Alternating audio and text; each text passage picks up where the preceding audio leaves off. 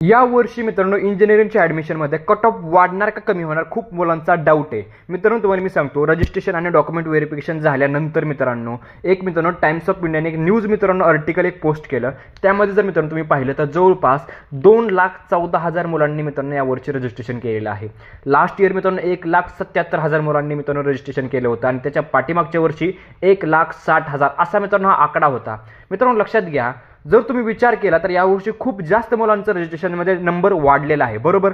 आणि मित्रांनो जर इंजिनिअरिंगचे कॉलेजेस पाहिले, आता तुम्हाला माहित नसेल परंतु तुम्हाला मी सांगतो जवळपास 1,80,000 एवढे मित्रांनो सीट्स आहेत टोटल मित्रांनो महाराष्ट्रातल्या इंजिनिअरिंग कॉलेजेसमध्ये। आता मित्रांनो राहिले तुम्ही पाहिलं तर रजिस्ट्रेशन 2,14,000, सीट्स 1,80,000 म्हणजे कट ऑफ नक्कीच वाढणार आहे।